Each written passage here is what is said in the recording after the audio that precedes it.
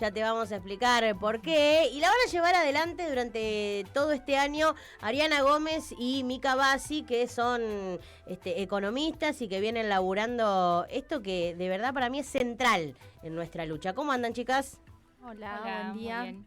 Bueno, bienvenidas al ecosistema Kermés. Bueno, muchas gracias. Vos decías, bueno, la torta y las migas, ¿y por qué? Bueno, un poco lo que nos pusimos a pensar cuando le teníamos que buscar un nombre es que la torta, tanto la torta económica como la torta del poder, es una torta en la cual a nosotras no nos tienen, digamos, no nos tienen incluidas y nos tiran las migas. Entonces, era un poco jugar con eso y también saber que nosotras estamos fuera del mercado laboral, o sea, de la política, ¿sí? Del poder. Entonces, bueno, un poco jugar con esa idea de la torta y de lo que nos queda a nosotras. Y sobre todo un estreno muy especial en el marco del 8M, como lo es el día de hoy, y lo que significa para las mujeres poder tener voz y sobre todo alzar nuestra voz y la de todas nosotras. Y en algún punto también no solo sentirnos, sino cobrar identidad económica como mujeres productoras de economía, ¿no? Que sí, nos tiran las migas, pero quienes sostenemos finalmente la bandeja abajo de la torta somos nosotras y nosotres. Sí, eso sin duda. Una de las cosas que nos pareció hoy importante traer era, digamos, algunos nombres que tienen que ver con la economía, y una de esas primeras mujeres, podríamos decir, economistas que trajimos fue Rosa Luxemburgo, ¿sí? Que ella como pensadora y de la línea marxista, ¿sí? Una de las cosas que planteó que la emancipación de las mujeres no iba a venir de la buena voluntad, ¿sí? de los compañeros o de quienes estaban en el poder, sino que en realidad iba a venir de las luchas, ¿sí? Luchas que tenemos que dar nosotras un poco, o sea, no solamente pedir permiso para que nos dejen participar, sino justamente emprender estas luchas, empezar a ocupar los espacios para reclamar nuestro lugar. Así que bueno, como para... Un lujo arrancar con una de las marxistas, porque con el tiempo el feminismo como que fue incorporando nuevas voces, ¿no? Y que fueron un poco más allá de la matriz económica. Pero la verdad es que las que arrancamos hace muchos años, arrancamos con Rosa Luxemburgo, con Alejandra Kollontai. Yo siempre digo, bueno, nosotros venimos de las rusas, de las que pensaron justamente la industria de la mirada feminista. Sí. Bueno, después de un poco pensar la columna y en el marco de este 8M nos parecía importante hablar justamente de este momento coyuntural el cual estamos atravesando, que tiene que ver con el ajuste, ¿sí? Y con entender que la economía no es neutra, ¿sí? La economía no es neutral y este ajuste tampoco. Entonces, ¿cómo esto impacta justamente en nosotras las mujeres? Entonces, vimos un poco de datos. Sí, es entender que, a ver, la economía tiene género y entender y atacar con políticas públicas las cuestiones relacionadas a desigualdad implica entender y gestionar con una perspectiva de género en las políticas públicas. Entonces nos parecía relevante en el día de hoy traer varios datos donde justamente esto queda expresado no solo en una cuestión cualitativa, sino también cuantitativa, con estudios y mediciones que se han ido realizando. ¿Qué trajeron? Bueno, más o menos para arrancar, estuvimos analizando y viendo un informe que publicó últimamente el CEPA, y uno de los datos relevantes es que las mujeres actualmente en la economía argentina ganamos un 27% menos que los varones, y en el mercado informal esta diferencia sube o asciende al 33%. Siempre teniendo en cuenta también otro de los datos relevantes es que en hogares monoparentales, es decir, en hogares donde hay una mujer a cargo de ese hogar con uno o más niños, el 43% de estas mujeres están en el mercado informal, ¿sí? Y también si nosotros hablamos de tareas de cuidado, es decir, tareas de cuidado o economía del cuidado son, dentro de la división social del trabajo, hay un trabajo que es no remunerado, que es el cuidado que hacen las mujeres en los hogares en tareas relacionadas a sostener el bienestar para poder salir a esta división del trabajo, es decir, al mercado. Y dentro de esto vimos que en lo que es las mujeres justamente, los hogares, monoparentales con uno o más dos niños, la tasa de actividad de las mujeres en el mercado laboral se redujo un 20%, ¿sí? Mientras que cuando uno analiza y ve en este informe que en los varones, a mayor cantidad de niños a cargo, es mayor la actividad en el mercado formal. Entonces esto también evidencia, en medio de lo que decía Ariana, de que cuando se aplican políticas de ajuste, en realidad el ajuste se lo está trasladando a las mujeres en lo que es materia de cuidados. Ahí una de las cosas que por ahí es importante entender, cuando uno analiza la política fiscal y cuando uno analiza cualquier tipo de política, en términos de género, lo primero que tenés que ver es si eso modifica, ¿sí? mejora, empeora o no altera, ¿sí? Justamente la situación de las mujeres o lo que podríamos llamar la inequidad de género, ¿sí? Entonces, cuando se habla, por ejemplo, de presupuestos con perspectiva de género, bueno, se tiende a pensar políticas que justamente mejoren la equidad de género. En este caso, estamos en un momento en el cual justamente todas las políticas y el ajuste se está viendo que empieza, si uno las analiza con esta lupa, justamente todo lo contrario, o sea, a empeorar los datos, los índices, ¿sí? Y a empeorar la situación de las mujeres. Acá, digamos, no nos olvidemos que todos debemos haber escuchado en algún momento al presidente que dijo como que, bueno, las mujeres ganamos menos porque nos insertamos laboralmente en laburos que justamente son menos rentados. Sí. Claro. Pero en realidad, si uno mira los datos, por ejemplo, los datos que tienen que ver con la formación de nosotras, los datos educativos, etcétera, en realidad nosotras estamos muy bien formadas, somos quienes tenemos los índices más altos, quizá, bueno, hay algunas excepciones, como por ejemplo lo que nos cuesta insertarnos en carreras como las STEM, en las cuales obviamente son totalmente expulsoras de las mujeres y ni hablar de las diversidades, ¿sí? Pero bueno, si pensamos en esto, decimos, no, ojo, a ver, no es que nosotras justamente no estamos capacitadas, pero ¿cuál es el tema? Le dedicamos tanto tiempo al cuidado, a otras actividades, al trabajo no remunerado, que es el que no se mide en términos de PBI, ¿sí? Que nos quedan los laburos, digamos, los más flexibles, los más informales, los peores pagos. Entonces, esa es la realidad que nosotros vemos. Entonces, no es que nosotras no queremos ir por esos trabajos que realmente son mejores remunerados. Hace un ratito dabas un dato, ¿no? Este retiro del 20% del mercado laboral de las mujeres que están criando a niños chiquitos de entre 1 y 2 años. Y este es un reclamo histórico que se hace desde los feminismos hacia justamente los estados. Más oferta pública de jardines para la primera infancia, para que las mujeres que tienen que salir a buscar laburo puedan hacerlo, tengan el tiempo de salir a hacerlo, porque justamente ese retiro tiene que ver con que ya no podés pagar un jardín privado.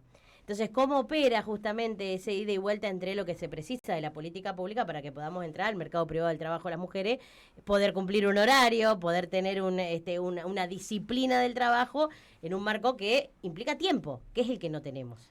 Sí, en ese sentido, mirando el informe que habían hecho, uno de los últimos informes que salió de la cocina de los cuidados, justamente lo que uno puede ver es que hay una reprivatización, ¿sí?, del cuidado. O sea, el Estado se corrió, el Estado desfinanció la educación, desfinancia la salud, desfinancia todos aquellos programas. O sea, hay un recorte de un 90% de las políticas que tienen que ver con esta mirada, digamos, de pensar la equidad de género.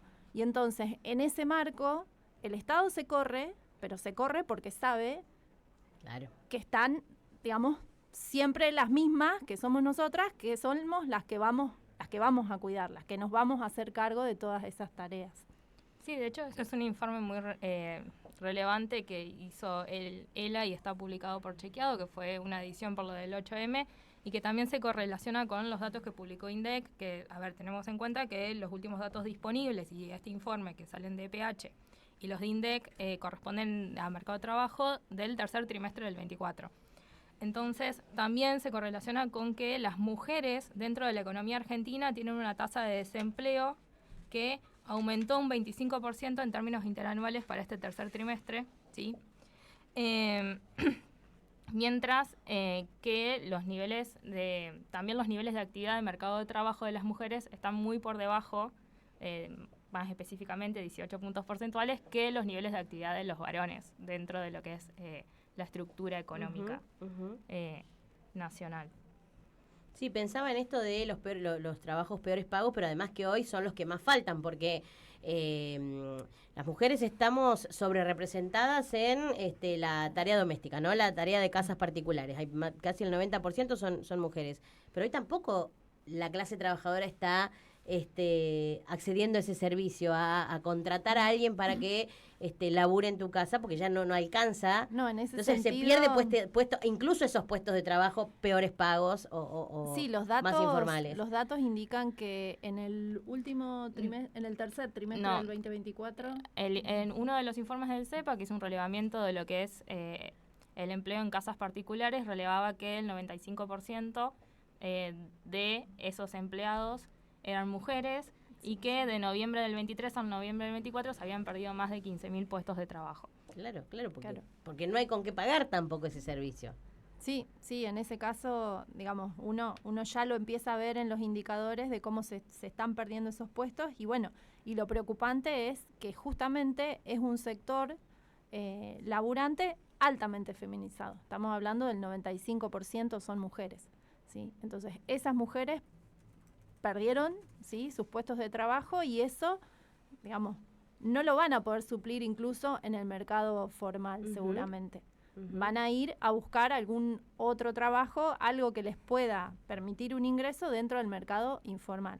A su vez, bueno, hay millones de políticas, o sea, no millones, pero digo, la gran mayoría de las políticas que fueron recortadas, por ejemplo, el potenciar trabajo, digamos, hay muchas políticas de ingresos que en la actualidad fueron recortadas y bueno, y hoy cada vez es como que se van acotando un montón las posibilidades. Sí, y hay algo que aún no se mide, pero que una lo ve, y lo vemos también cuando charlamos con las pibas de los barrios, es que ese retiro también del mercado informal, es aprovechado por estas plataformas que son prostitucionales, o incluso por el juego virtual y todas estas situaciones que implican que lo puedas hacer de tu casa. Y entonces, ahí podés estar cuidando a tus hijos y ser novia virtual a la vez, como le llaman ahora, claro.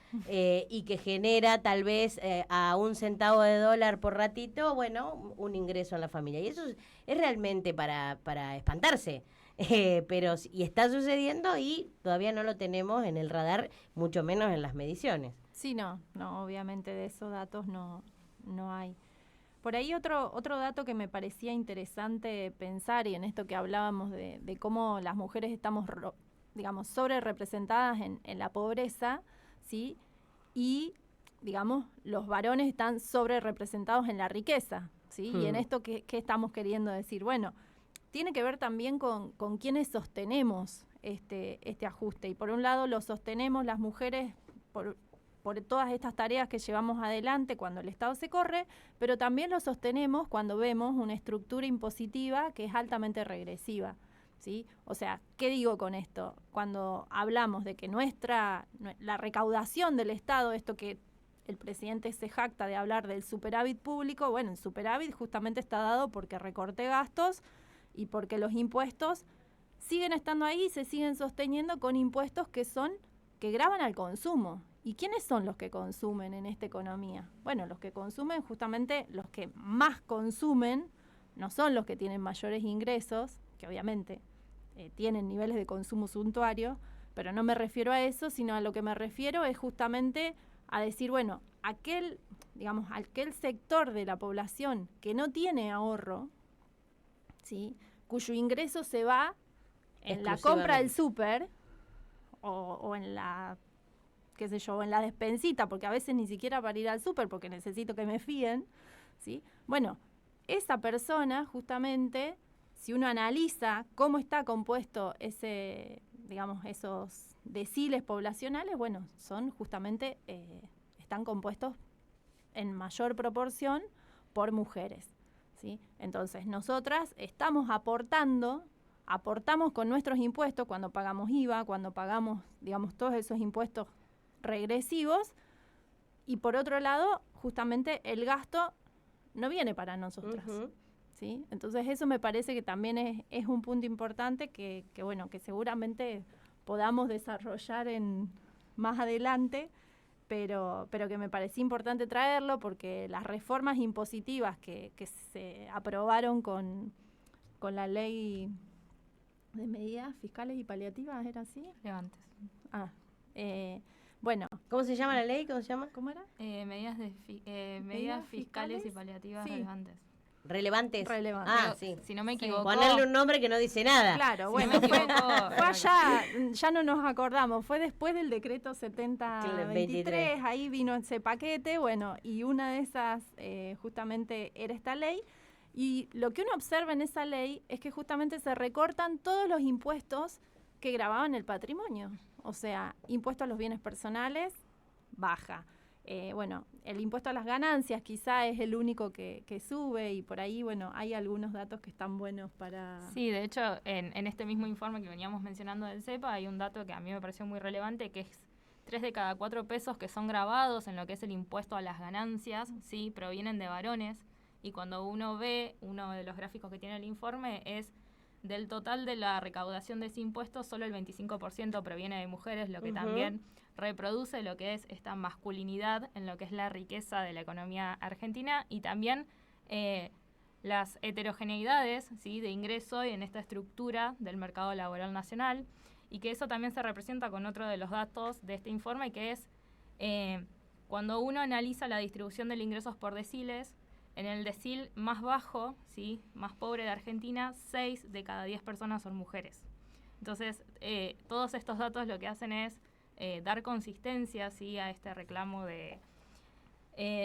y también reconocimiento de las tareas de cuidado y el aporte que hacen las mujeres en la economía, y que muchas veces no está remunerado ni valorado, mucho menos reconocido. Estará durmiendo, supongo yo, el proyecto que se presentó en el último ratito del albertismo, que un poco fue más simbólico y político que real, ¿no? Esa presentación del proyecto para que sean reconocidas las tareas de cuidado económicamente.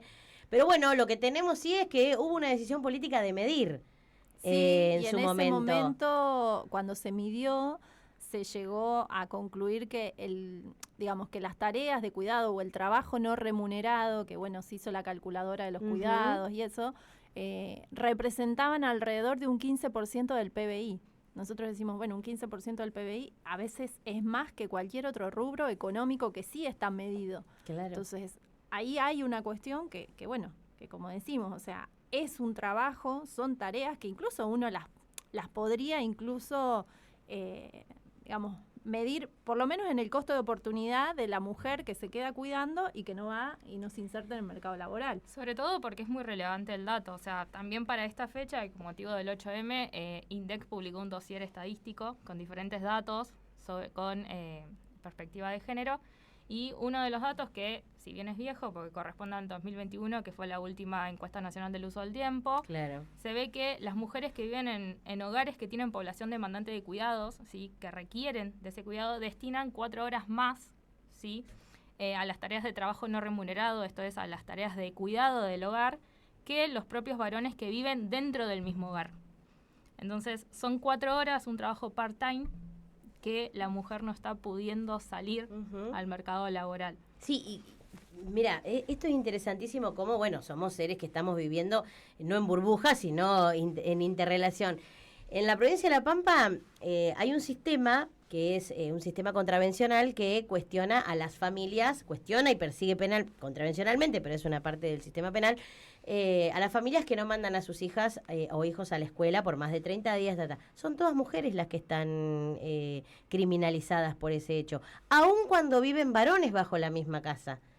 se llama la madre no manda a la escuela, y como no manda la madre a la escuela, aun cuando viven varones ahí, son llevadas a juicio y condenadas en muchos casos por no llevar a los hijos a la escuela. Digo, ¿cómo todo eso que es la sostenibilidad también es una trampa penal, una trampa de criminalización de las mujeres pobres que a veces, están complicadas para cumplir con esa tarea de cuidado que es un mandato? Y pienso en esa película Un día sin mexicanos, no sé si la vieron, que cuenta, es un parate de los mexicanos que sostienen la economía estadounidense. Bueno, nosotros deberíamos hacer Un día sin mujeres, a ver qué pasa, cuál es la pérdida, porque hemos hecho paros, pero sabemos muy bien que no nos animamos del todo a no hacer nada. Sí, ¿no? Porque hay un mandato atrás, que algo hacemos siempre, incluso mucho más de lo que nos animamos a reconocernos a nosotras mismas. Sí, bueno, y yo creo que en ese sentido también nos debemos como colectivo, las mujeres, empezar a ocupar estos espacios, a reclamar nuestro lugar y no esperando que de buena voluntad nos llamen y nos digan, ay, bueno, a ver, sí. ¿qué política es la que quieren? No, empezar a pensar justamente nosotras y empezar a reclamar esto, porque lo venimos teorizando hace mucho, ¿sí? Si estamos hablando de Rosa Luxemburgo, significa que hace mucho que venimos teorizando sobre este lugar que nos dejaron, ¿sí?, a las mujeres. Bueno, me parece que es hora ya de empezar a tomar cartas en el asunto, en serio, o sea, porque después, a ver, tenemos políticas que uno las mira, las observa y desde lo teórico sí pueden llegar a hacer, no sé, una diferencia muy mínima. Bueno, pero estamos en un momento en el cual justamente necesitamos pensar otra cosa. Necesitamos repensar, por ejemplo, la estructura tributaria. Necesitamos repensar el gasto. Necesitamos que los presupuestos empiecen a tener perspectiva de género, ¿sí? Entonces eso me parece que es fundamental y que no lo vamos a lograr haciendo algunas actividades del 8M. Tips. Pero bueno. Tips. Ustedes son docentes de la Universidad Nacional de La Pampa, eso me parece que está bueno que lo pongamos acá de relieve en la columna, porque defendemos la universidad pública y defendemos también que haya compañeras ahí llevando adelante esto, que es educar con la mirada feminista, la mirada de género. Me pregunto, bueno, es un momento complejo para estar también en las aulas y si está siendo, o si creen que es permeable el estudiante, la estudiante a esto que hoy seguimos proponiendo. Yo creo que, o sea, es muy importante lo que es la sociabilización y sobre todo cuando hay datos y hay estudios que tienen información que realmente están mostrando en una muestra o en un universo de personas lo que está sucediendo. Creo que todo dato tiene su sociabilización y se debe sociabilizar e informar y que la gente los conozca. Después, existen la economía es una ciencia social, existen múltiples teorías al respecto y cada uno tiene una lectura del tema y tiene supuestos y formas de trabajarlo y de verlo. Pero creo que la sociabilización del dato y que se conozca, como pasó hoy, es muy valioso para todos. Y hoy tocó de 8M, el mercado de trabajo, estructura tributaria, perspectiva de género, pero creo que hay un montón de datos y información que se tiene que sociabilizar y decir. Y después, a ver, las teorías económicas son amplias y cada uno puede tener su perspectiva y es parte del debate enriquecedor de la ciencia económica también. Claro. Bueno, compañeras, muchísimas gracias. Bueno, ¿Cómo se sintieron? Muy bien. ¿Nerviosa? Pero no, bien. En un momento uno relaja. Claro. Aparte la radio, primera vez. La radio familia, siempre decimos, porque da tiempo. Da un poquito más de tiempo y está bueno también.